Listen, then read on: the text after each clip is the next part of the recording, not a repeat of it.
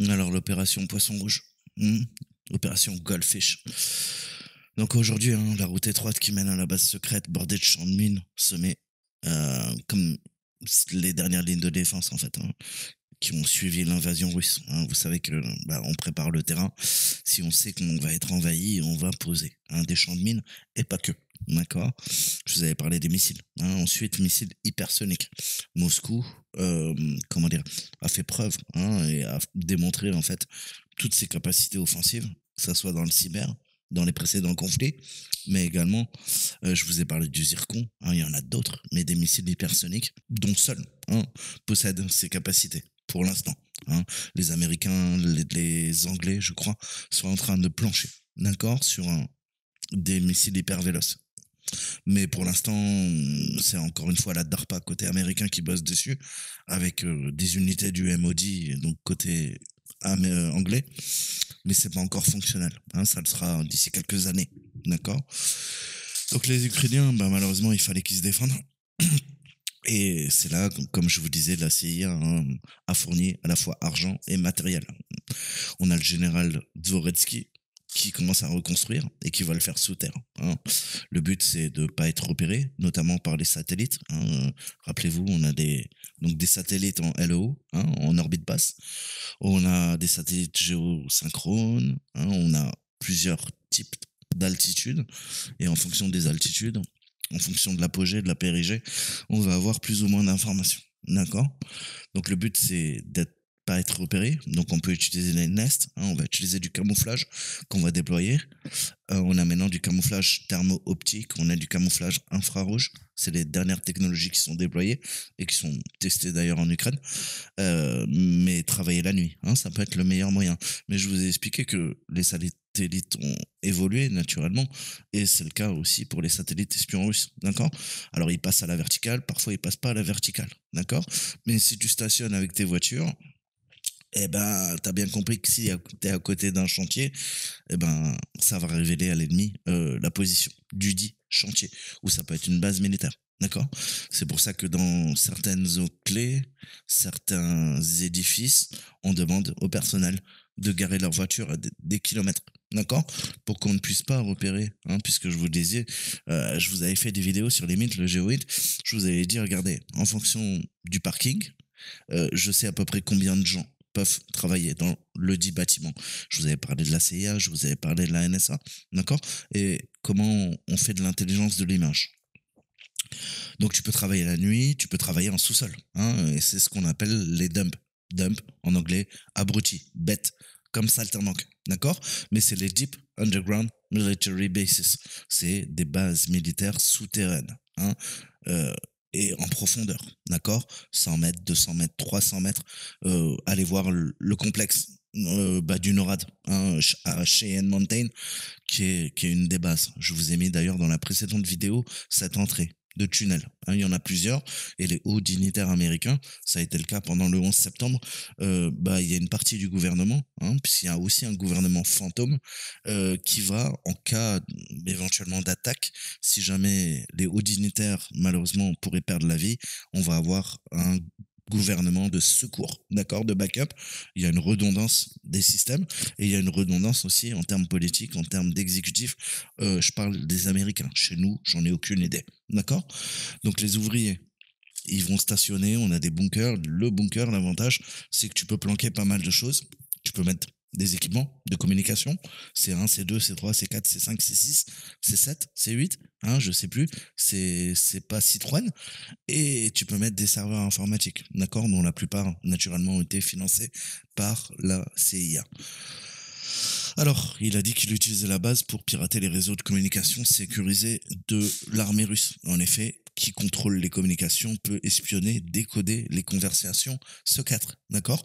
Pénétrer dans les satellites. Alors, vous savez que les Russes ont une capacité à espionner également les satellites occidentaux, d'accord. Ils peuvent se rapprocher, et ils ont peut-être des lasers pour brouiller certains capteurs.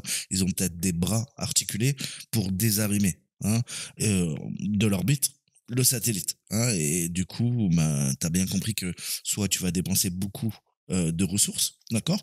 Puisque le satellite, bah, il a besoin d'être alimenté. On a ce qu'on appelle des fusées Vernier, d'accord, qui vont permettre de se déplacer dans le quasi-vide de l'espace et pouvoir évoluer, éviter parfois certains débris spatiaux. D'accord?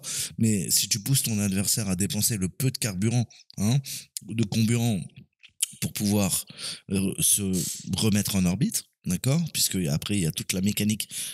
Si on doit parler de l'orbite, bah, c'est une mécanique, comment dire, orbitale. D'accord? Donc, c'est des calculs mathématiques, des calculs physiques, et il faut une certaine vitesse, d'accord? Vous savez que c'est à peu près 28 000 kilomètres, je crois, pour pouvoir orbiter, d'accord? Et puis après, le satellite ne fait que chuter, que chuter, que chuter, et s'il se retrouve dans. Donc là, il est en stratosphère. S'il se retrouve dans les couches les plus basses de l'atmosphère, eh ben, il va commencer à être freiné, d'accord? Il va perdre de la vitesse et là, il va devoir soit rentrer, soit tout va dépendre, d'accord? On a, comment dire, je vais pas rentrer dans les détails, mais tout va dépendre de l'incidence, d'accord? Alors, ça peut être un satellite, ça peut être une fusée ou un vaisseau spatial, mais quand vous rentrez, il va falloir utiliser un certain angle, d'accord, pour pas rebondir aussi sur ces couches supérieures de l'atmosphère.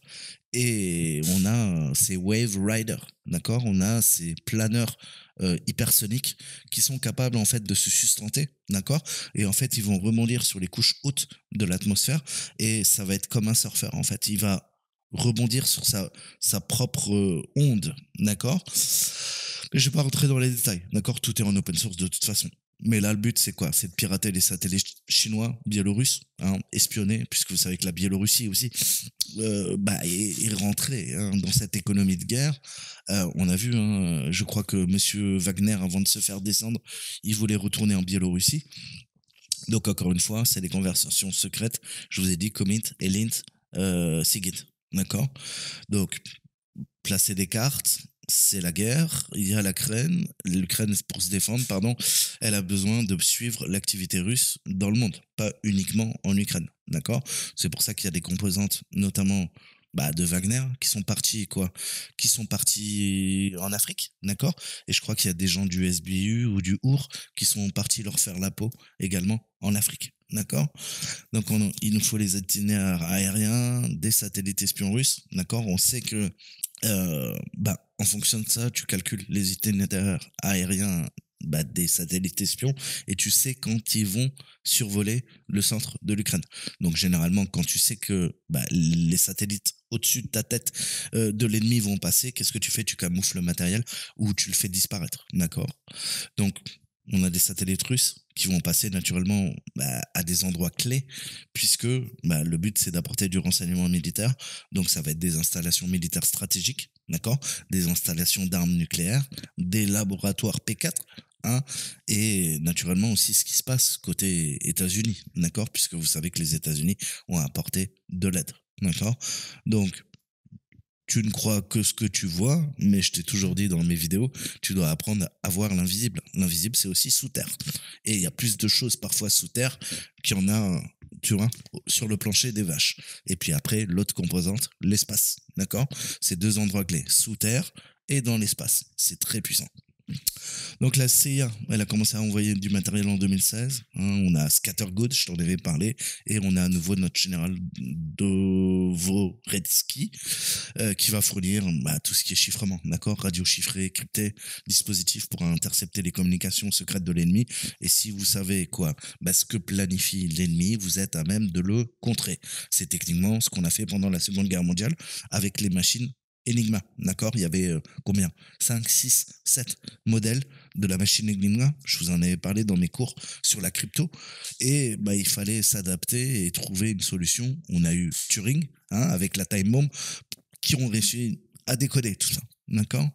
Et puis, vous savez que bah, pendant la guerre du Pacifique, après, par la suite, les Américains ont fait appel à des Amérindiens, puisqu'ils ont, je vous dis, il faut être polyglotte, linguiste, ils ont fait appel à des Amérindiens, puisque leur alphabet est très compliqué. C'est une des langues les plus complexes que l'humanité a créées, et ils se sont basés justement sur leur langue amérindienne pour créer un système de chiffrement qui serait incassable, inviolable. Hein. Je crois qu'il y a un film américain hein, qui relate tout ça. Je vous mettrai tout en source. Donc la CIA, elle a supervisé des programmes de formation dans 2 villes européennes pour former les agents du renseignement ukrainien et puis aussi caméléon, d'accord? Légende, fausse identité, voler des secrets et puis pareil. Vous savez que l'Union soviétique était très bonne aussi dans l'éradication des espions, donc il faut les protéger.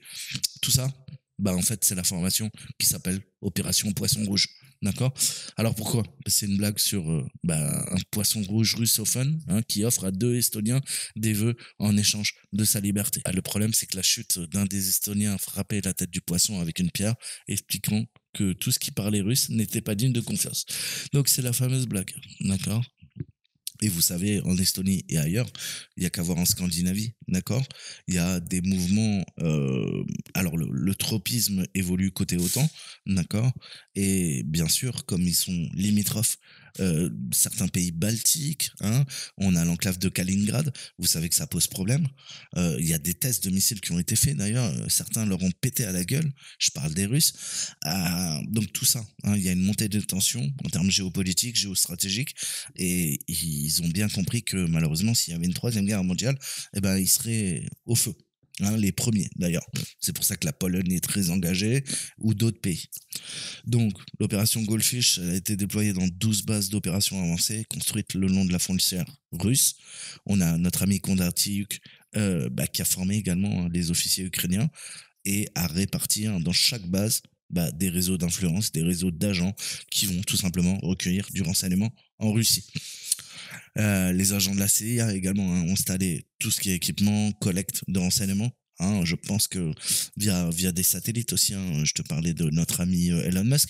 Voilà, tout ça, ça va permettre de faire monter les diplômés ukrainiens qui sortent fraîchement d'école et les former via ce programme qu'on appellera Opération Goldfish, d'accord?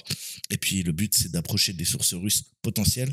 Il faut former des lettrés, des diplômés qui vont ensuite être des splinter cells, des agents dormants, des cellules dormantes sur le territoire ukrainien, mais également loin derrière l'ennemi, côté Russie. D'accord? Opération de guérilla, je vous l'avais dit, contre-guérilla, en cas d'occupation. Mais je vous redirige vers quoi? Vers les réseaux de l'OTAN pendant la guerre froide, Gladio A, Gladio B. D'accord?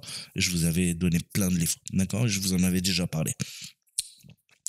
Donc, l'histoire se répète, ni plus ni moins. Donc, les réseaux stay behind, si vous voulez creuser, vous avez la fiche Wikipédia. Donc, la CIA, elle a pu acquérir suffisamment de confiance. Je vous ai expliqué que ça avait été très compliqué dans la précédente vidéo. Il a fallu du temps, puisque une agence étrangère, pour qu'elle se fasse une confiance à une autre agence étrangère, il faut des opérations conjointes, d'accord? Et il faut créer du lien. Donc, c'est ce qu'ont fait les Ukrainiens. Et vous avez vu que il a fallu 6 mois pour mettre en place ça, mais lors de l'invasion, il y a plus de 2 ans maintenant, des Russes de l'Ukraine, en moins de 6 mois, le partenariat était opérationnel, d'accord? Donc vous voyez comment on a pu apporter du renseignement brut sur la Russie, et c'est ce qui a permis de gérer le command and control et les forces en présence sur le théâtre d'opération ukrainien pour pouvoir défendre le pays. Et puis après, s'il y a trop de données, malheureusement, on ne peut pas toutes les traiter. Je t'ai dit qu'il y a une station à Kiev, mais quand il y a des données trop conséquentes, on les rapatrie à l'anglais, la maison mère de la CIA, pour pouvoir les traiter via de gros data centers. Alors, il y a des lignes rouges. Je t'avais dit qu'elles avaient été franchies. Je t'avais dit que les Ukrainiens n'avaient pas attendu la CIA pour mener des opérations offensives meurtrières, d'assassinats ciblés, avec des explosifs, avec des balles dans la tête, avec de l'empoisonnement. On se croirait dans Hitman Code 47, pour ceux qui connaissent. Donc voilà. Et ça a froissé certains hauts fonctionnaires américains. Mais comme je vous avais dit, Kondratyuk a dit, écoutez, c'est notre pays, il faut bien faire la distinction entre vous qui êtes là-bas et nous. Donc, bien sûr, il y a le fait que les Américains contrôlent l'information qui se distillait aux Ukrainiens. Typiquement, on se refuse de fournir des images satellites de l'intérieur de la Russie. Vous avez vu que tous les systèmes d'armes, que ça soit livré par les Français, les Allemands, les Anglais, les Américains, on a modifié les firmware, si vous me permettez l'expression, pour que justement l'Ukraine ne puisse pas s'autoriser des frappes en profondeur, puisque ça entraînerait encore une fois une escalade. Donc tout ça, c'est des décisions géostratégiques. Et la CIA, bah, c'est pareil, elle veut bien monter des opérations clandestines, mais il faut pas que ça aille trop loin. Cependant, ils ont laissé, hein, vous allez voir qu'il y a des rebondissements depuis quelques jours, mais je vous avais fait ma vidéo sur le pipeline, d'accord? Sur quoi? Bah, sur ce qui s'était passé. Hein, maintenant, on est quasiment sûr que bah, c'était les Ukrainiens, d'accord?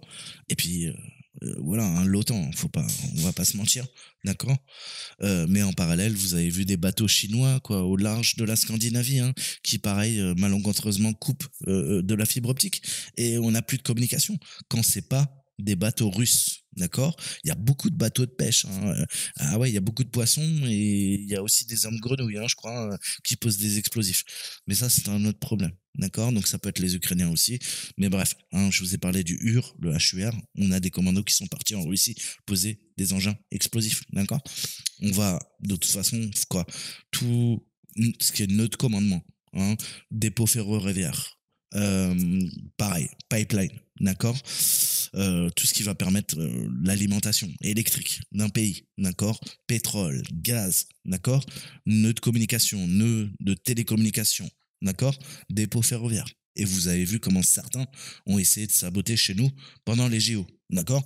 Heureusement, c'était pas le même niveau de technicité. Mais vous avez bien compris. D'accord? Ça, c'est les bases.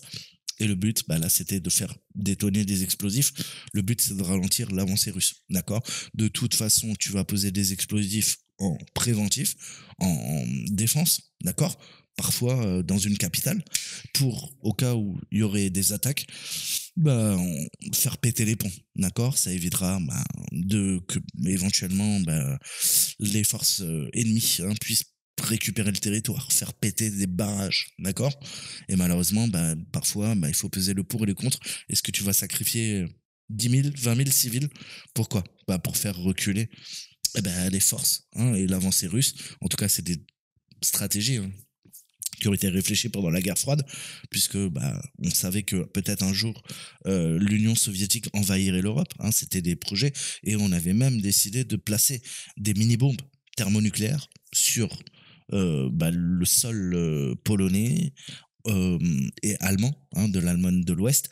Si jamais les Russes envahissaient ça, ben on faisait tout péter et on aurait créé une sorte de no man's land radioactif, d'accord. Donc ça, c'est pas des théories du complot.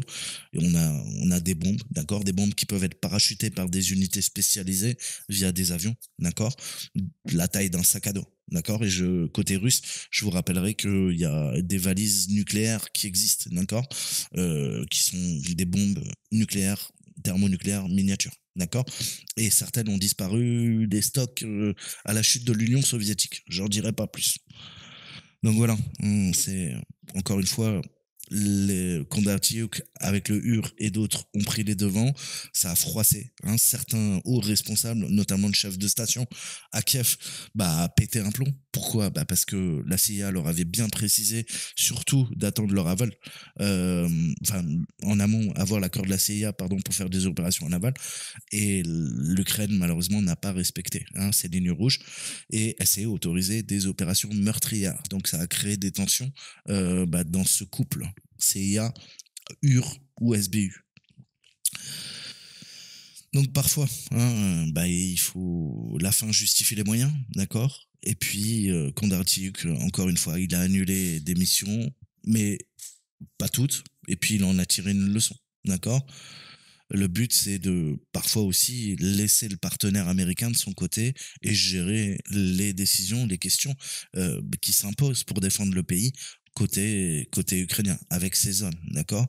Puisque bah, eux sont en première ligne. Donc, à la fin de l'été, les espions ukrainiens ont découvert que les forces russes déployaient des hélicoptères d'attaque sur un aérodrome de la péninsule de Crimée, occupé par la Russie. Ça a été une sorte d'attaque surprise. Hein.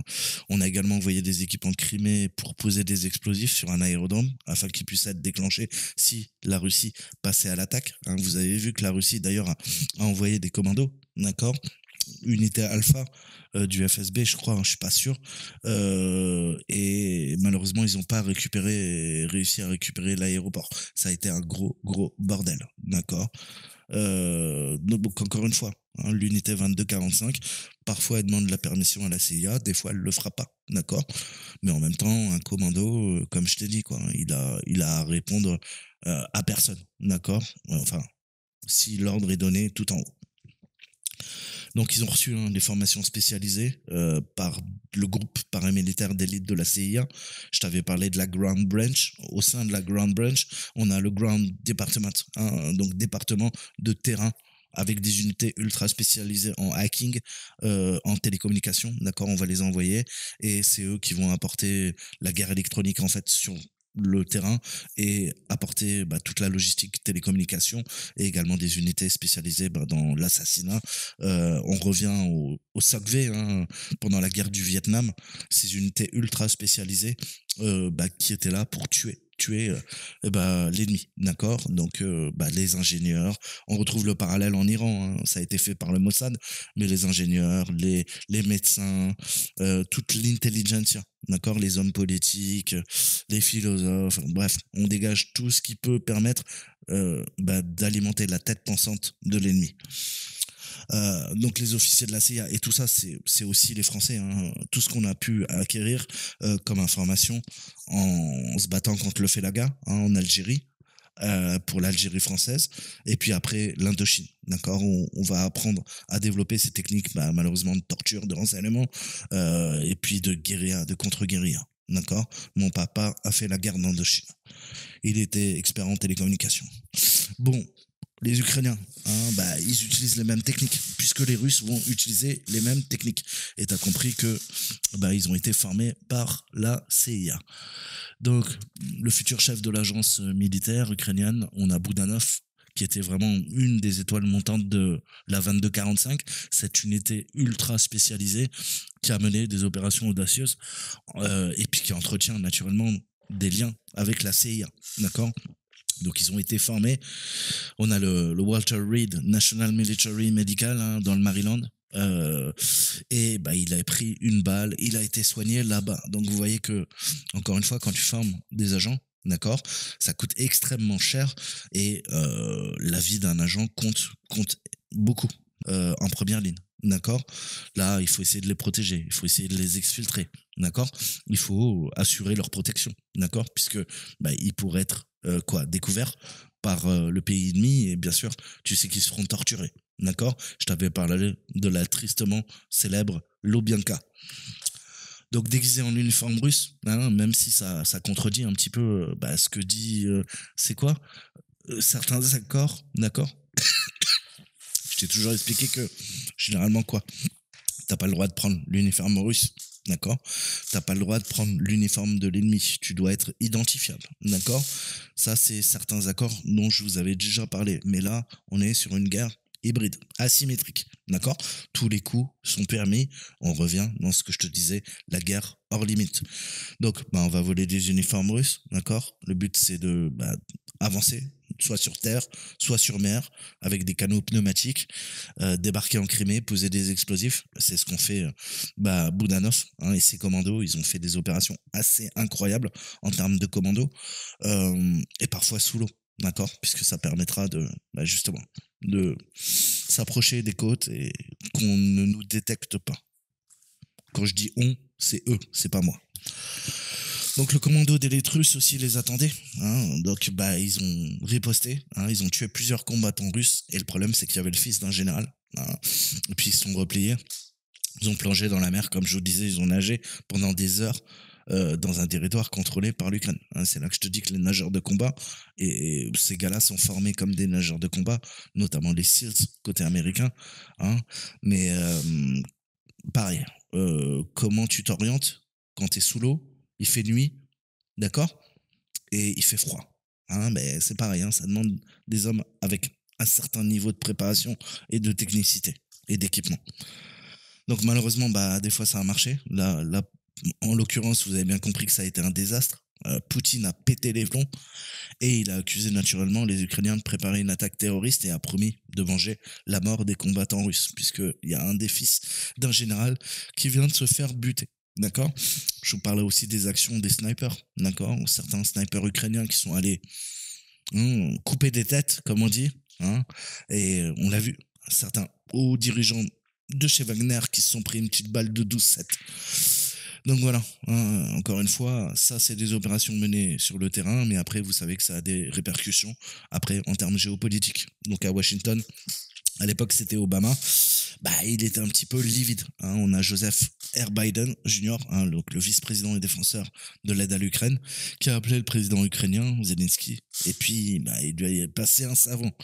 Bah, le problème c'est que bah, Zelensky, encore une fois, il est dans son pays, donc oui, hein, il a écouté les Américains, et puis ils ont essayé de se calmer un peu, et il a demandé de l'aide américaine. Et il faut bien comprendre que, bah, encore une fois, Biden, c'est un problème. Surtout que la fuite a été faite en ligne, d'accord.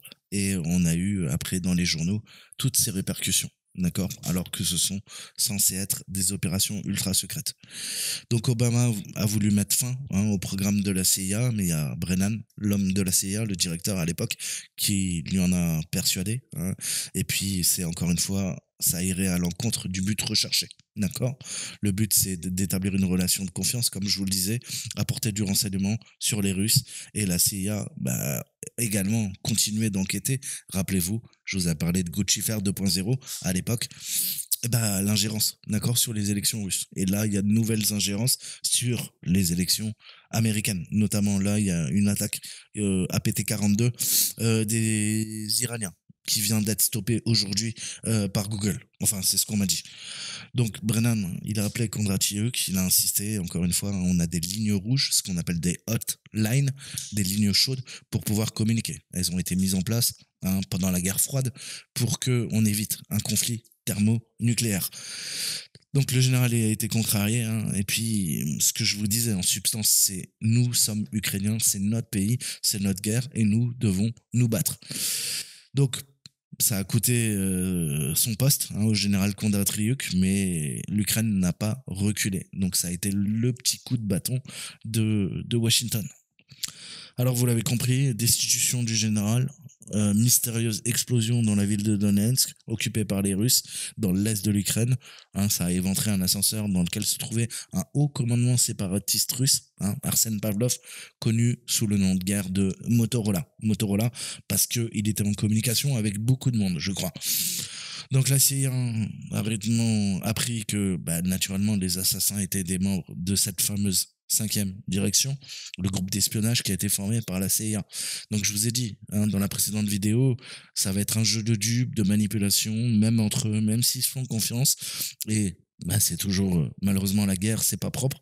Des fois, c'est sale, et c'est souvent sale. Bah, ils vont manipuler, hein. La 5e direction va manipuler la CIA, et la CIA va essayer de manipuler la 5e direction. D'accord. Et puis l'agence ukrainienne de renseignement intérieur va également distribuer des écussons commémoratifs aux personnes impliquées avec le nom surpiqué de lift. D'accord. Lift, c'est un terme britannique qui veut dire ascenseur. Donc c'est là où on va se poser la question si non seulement il n'y a pas une aide côté CIA, mais une aide des services extérieurs britanniques. D'accord. Donc des unités des SOF, des forces spéciales, et aussi le MI6, d'accord, James Bond, et tout ça, d'accord. Donc là, les Américains vont se dire, ah, putain, en plus ils nous font un enfant avec le MI6, et c'est pas sûr que le MI6 avait dit à la CIA que bah, ils étaient également en train de former. Du coup, ça rend encore plus furieux, quoi, Obama, d'accord. Ils ont l'impression aussi d'être les connards, les connards, les canards boiteux, d'accord. Il y a bah, Trump et Hillary Clinton, d'accord, à l'époque, plus que 3 semaines avant la fin de la campagne présidentielle.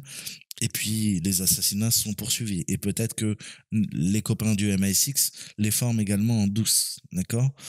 Donc, on a eu différentes opérations, hein, des tirs de lance-roquettes, on va avoir des poses d'explosifs, comme je vous le disais, et on a Givy, qui s'appelle Mikhail Tolstik, pardon, je vais y arriver, et qui va faire péter dès que Givy est entré dans son bureau, qui va le tuer, hein, avec un déclencheur à distance. Donc, des opérations, encore une fois, d'assassinat ciblé. Et des voitures piégées, d'accord, pour assassiner le chef de l'unité 2245, hein, le commando ukrainien. Donc, en parallèle, hein, on a Mikhail Tolstik, qui est connu sous le nom de Givy, hein, qui va se faire péter. Hein, il y a un lance-roquette commandé à distance, bah, qui va tirer dans son bureau. Hein, mais lui, il rentre dans son bureau, pas de chance. Et ça va bah, apporter la rage hein, côté russe. Donc c'est une guerre de langue qui se déclenche et les Russes bah, vont essayer de se venger pour assassiner le chef de l'unité 2245, hein, le commando d'élite ukrainien, via une voiture piégée. D'accord. Donc là, on a le colonel Maxime Chapoval qui s'apprêtait à rencontrer des officiers de la CIA à Kiev lorsque sa voiture a explosé. D'accord. Et puis, je vous avais montré les vidéos du drone piégé. D'accord. Qui devait être analysé par les meilleurs services russes et qui a explosé hein, dans l'ancien centre de command and control. Je vous l'avais montré à Rostov sur le Don. Donc encore une fois, hein, c'est des échanges de coups bas, des assassinats ciblés des deux côtés. Et on a Marie Jovanovic, qui est l'ambassadrice des États-Unis en Ukraine, bah, qui va aller naturellement à la veillée funéraire du colonel. Et on aura d'autres officiers de la CIA, de leurs homologues, qui vont porter un toast au colonel Chapoval avec des shots de whisky. D'accord. Et pour nous tous, a déclaré le général Kondratyuk, ce fut un coup dur. Donc ensuite, en 2016, on a Trump hein, qui va arriver au pouvoir, novembre 2016, et qui a mis les Ukrainiens et leurs partenaires de la CIA sur les dents. Vous savez, il est ambivalent, il fait l'éloge de Poutine, il a rejeté notamment le rôle de la Russie dans l'ingérence électorale. Alors, certains membres de son cabinet, en effet, hein, via le FBI, et puis, comment dire, la CIA, a prouvé que bah il y avait des faits avérés, d'autres non, d'accord. Mais là c'est de la politique intérieure, ça nous intéresse pas. Mais il se méfiait hein, de l'Ukraine et il a tenté plus tard de faire pression sur son président, hein, Vladimir Zelensky, et son rival démocrate, Biden. Un Biden qui a abouti à la première destitution de Trump. Et les implications aussi, hein, mais on est en pleine campagne électorale.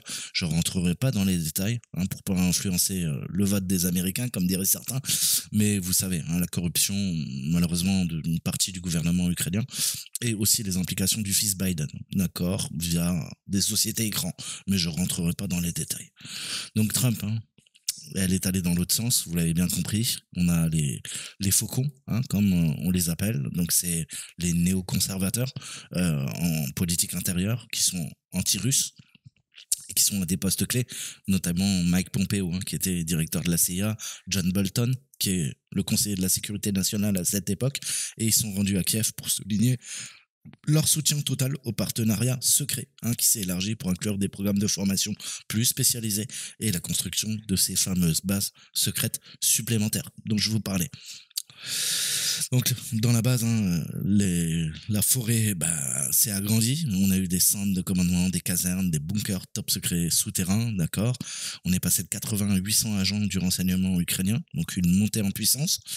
Et encore une fois, vous voyez ce tropisme hein, entre à la tête de l'État Trump, qui est parfois plutôt pro-russe, et l'État profond américain. Hein, avec la sécurité nationale, avec la CIA ou d'autres agences qui sont du côté d'un autre tropisme plutôt orienté anti-russe.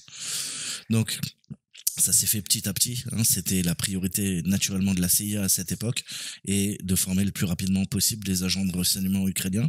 Les Américains ont également déployé des agents sur le sol ukrainien pour pouvoir sonder entre guillemets les systèmes informatiques des agences de renseignement russes et d'identifier les agents qui tentaient de manipuler les élections. D'accord. Donc politique extérieure, renseignement sign commit, et puis aussi politique intérieure, puisque essayer de trouver, identifier tous ces agents qui vont influencer les électeurs américains. Donc, opération conjointe hein, d'une équipe du HUR qui a dupé un officier du renseignement militaire qui voulait faire parvenir des informations à la CIA pour relier en fait le gouvernement russe à d'autres groupes hein, de pirates. Je vous avais parlé de nos amis Beers, Fancy Beers, Cozy Beers. Là, c'est Fancy Beers qui avait été associé à des tentatives d'ingérence électorale hein, dans un certain nombre de pays, notamment la France. Donc, le général Boudinov et Zelensky hein, se sont associés. Zelensky a décidé que Boudanov dirige le HUR en 2020. en disant qu'il allait que se renforcer et qu'il fallait le développer de manière systématique. La coopération donc s'est étendue, vous l'avez bien compris, à d'autres domaines et a pris de l'ampleur. C'est pour ça que cette relation a été si fructueuse de la CIA avec le UR et d'autres unités. Le but, c'est de reproduire le même schéma qui sont utilisés par les services de renseignement européens notamment, et avec un objectif commun, comme je vous l'avais expliqué, la lutte contre la Russie. Alors, on a le chef de Russia House, hein, qui est le département de la CIA chargé de superviser les opérations contre la Russie. On a eu des réunions secrètes, notamment à La Haye, hein, en Hollande. Vous savez qu'on a la Cour internationale également à La Haye. Et on a, je vous disais, hein, ce méli-mélo entre la CIA, le MI6 britannique, le UR, les services néerlandais, d'accord, qui les ont beaucoup aidés, les Allemands, d'accord, et d'autres unités, d'autres pays qui vont venir se greffer petit à petit pour apporter de plus en plus de renseignements sur la Russie. Donc c'est une coalition secrète contre la Russie, naturellement. Hein, et vous avez bien compris que le chaînon le plus important, ce sont les Ukrainiens. Ce sont des membres essentiels au sein de cette alliance. Alors la marche pour la guerre, hein, là on se retrouve en mars 2021 et on a des troupes qui vont venir se masser. Certains experts d'ailleurs avaient vu que l'armée russe était en train de stocker des poches de sang. Hein, on a besoin de plasma et tout ça pour justement préparer cette guerre. Donc vous voyez, parfois par des moyens indirects, notamment si jamais on commence à créer des hôpitaux de campagne, si jamais on voit qu'il y a des stocks de sang, de plasma qui sont distribués, qui sont déplacés, tout ça, je vous ai dit, une armée sans logistique, c'est rien, et ça peut être aussi des signaux faibles qui vont nous permettre de se dire que naturellement l'armée russe était en train de se préparer le long de la frontière ukrainienne pour pouvoir l'envahir. Donc il y a eu ça s'est passé pendant des mois. Petit à petit, il y a eu l'encerclement du pays. Et la question ultime, c'était à l'époque de savoir si Poutine jouait, c'était une ruse militaire, c'était une feinte, ou il se préparait réellement à la guerre. D'accord. Et je vous avais dit que ça va entraîner aussi des dissonances, où parfois il va y avoir des luttes intestines entre services pour savoir qui a la vérité, hein, chez nous ou ailleurs. Donc en novembre, hein, dans les semaines qui ont suivi, la CIA et la MI6 ont diffusé un message unifié aux partenaires. La Russie, naturellement, se préparait bien à une invasion à grande échelle pour décapiter le gouvernement et installer à Kiev une marionnette qui ferait les affaires du Kremlin. Alors heureusement ou pas, les Russes ont sous-estimé la défense ukrainienne. Vous savez qu'ils étaient partis pour aller jusqu'à Kiev. Et maintenant, 2 ans plus tard, vous avez bien vu que malheureusement, ils se sont enlisés dans cette guerre. C'est devenu une guerre de position, comme je vous l'avais expliqué. Mais ils souhaitaient faire une percée à Kiev. Et ça s'est pas fait, puisque les Ukrainiens se sont battus comme des lions.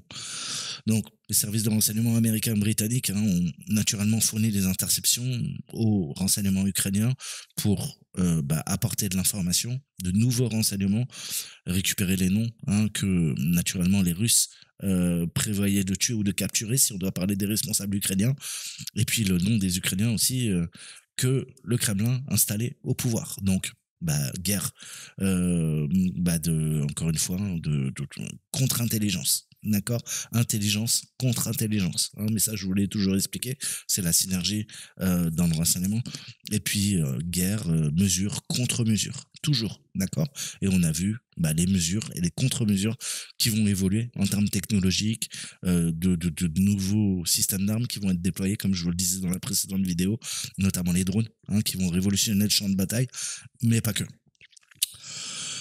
Donc Zelensky, avec ses conseillers, il n'a pas l'air convaincu, même s'il y a Richard Burns, le directeur de la CIA de l'époque, qui se précipite à Kiev en janvier 2022 pour les informer et leur dire que c'est pas de la rigolade, d'accord. Et là, à l'approche de l'invasion russe, on a les agents de la CIA et du MI6 qui vont rendre une dernière visite à leurs homologues ukrainiens à Kiev, notamment un des officiers du MI6 qui a fondu en larmes devant les Ukrainiens, puisque c'était instaurer des relations entre les 2 pays, enfin là en l'occurrence entre les 3 pays, et vous savez très bien, je vous disais, si jamais les collaborateurs ukrainiens finissaient entre les mains du Russe, ils seraient torturés et tués. Donc beaucoup d'émotions aussi. Faut pas croire que le renseignement, c'est des gens froids. Il y a aussi de l'émotion, il y a de l'humain. Puisque la base du renseignement, c'est d'abord le renseignement humain. Donc, à la demande de Burns, on a des groupes d'officiers de la CIA qui ont été exemptés de l'évacuation générale des États-Unis et on a transféré tout ça dans un complexe hôtelier à l'ouest de l'Ukraine. Encore une fois, ils voulaient pas abandonner leurs partenaires et le meilleur moyen de continuer à rester opératif et de mener des opérations de soutien, de renseignement pour les Ukrainiens, c'est d'aller dans des endroits où t'as pas besoin de te cacher. D'accord? Soit tu te caches, soit aux yeux et à la vue de tous, tu te caches.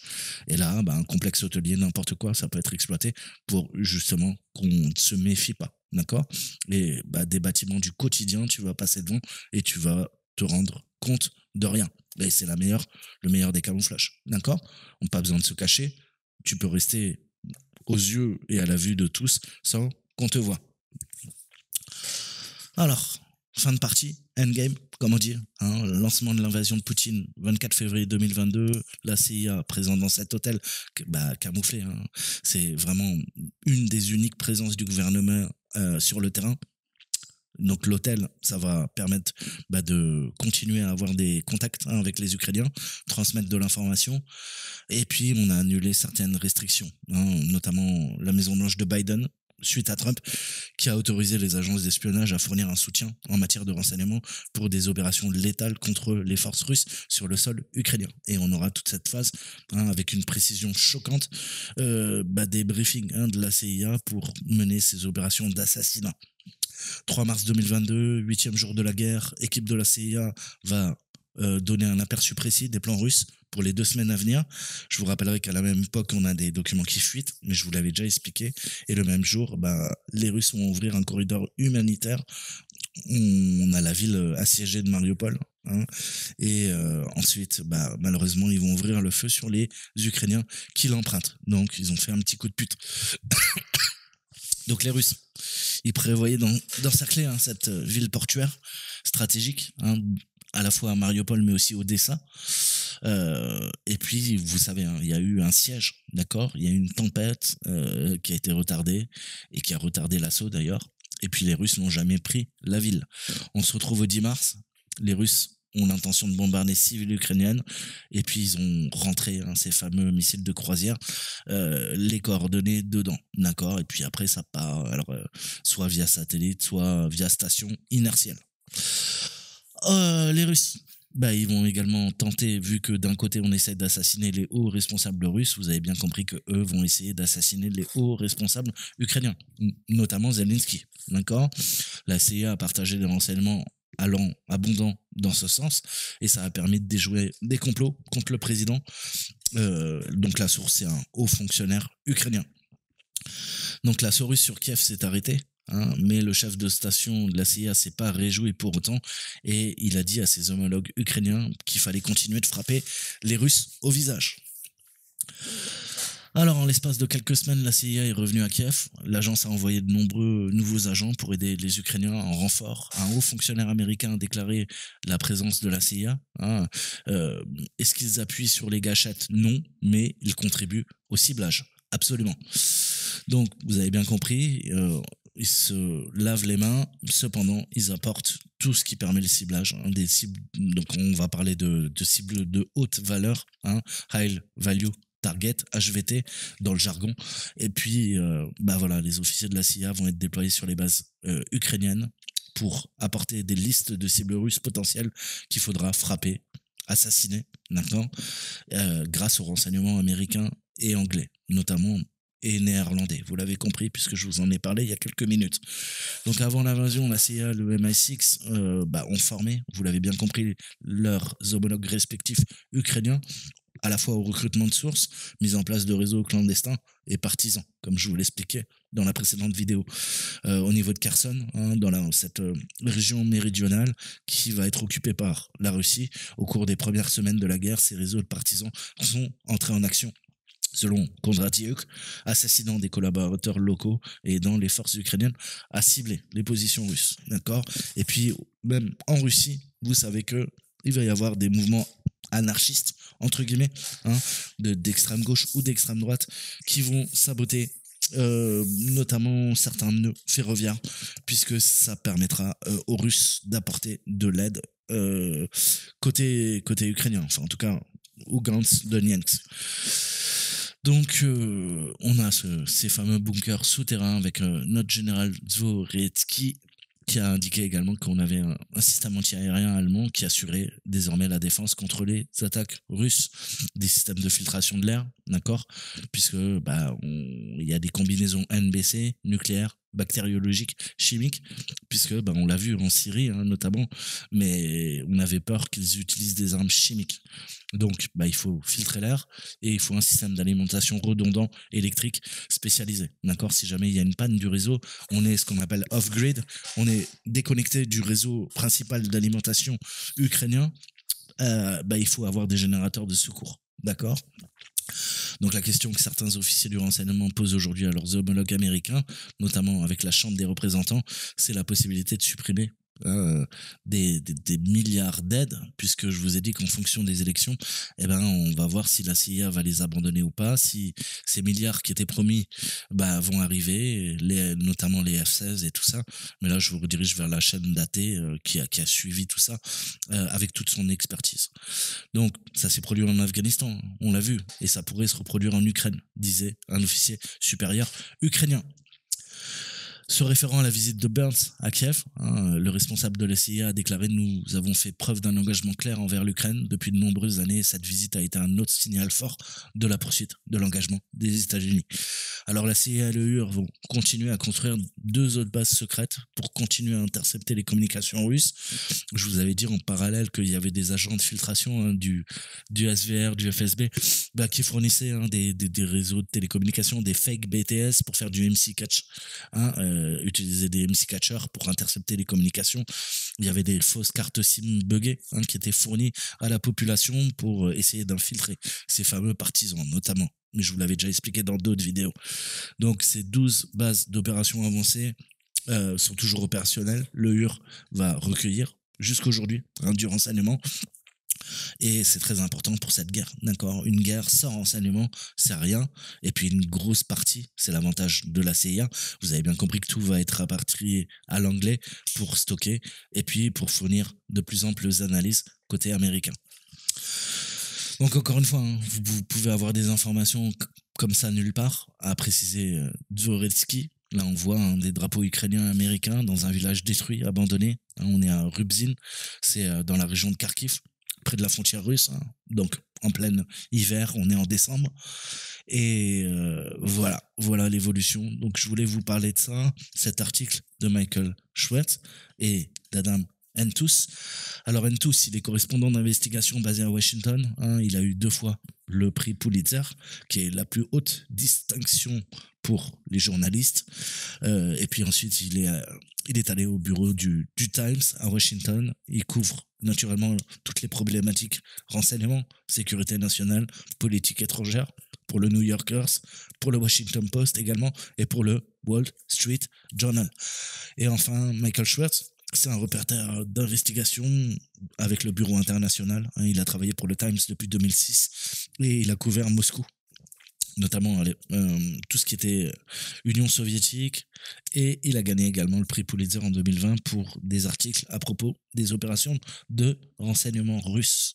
Donc je voulais vous parler de tout ça avant de passer à une synthèse du CF2, donc qui est le Centre français de recherche du renseignement. Et je vais vous lire un autre article là de Dénessé, qui est quelqu'un que j'apprécie beaucoup, qui pour moi est très compétent. Donc Éric Dénessé, qui fait partie du centre de recherche, et puis qui est un ancien analyste de notre navale, d'accord, de la marine. Donc voilà, je vous parlerai de lui un petit peu pour introduire ses propos, et puis voilà, passer de l'analyse de 2 journalistes très compétents à quelqu'un du renseignement qui vous apportera aussi d'autres grilles de lecture. Donc on va reparler de certaines choses très certainement, Hein, donc allez voir. Vous basez pas sur les spécialistes, sur les chaînes d'information en continu. Vous savez que c'est de la merde. Allez voir les articles du CF2R. Allez voir l'IFRI, hein, l'Institut français sur les relations internationales. Allez voir le Cairn, d'accord. Vous avez plein de chercheurs qui bossent sur ces problématiques. C'est pas des charlots, c'est pas des saltimbanques. Et vous avez beaucoup d'informations. Je vous mettrai toutes les sources dans ma vidéo.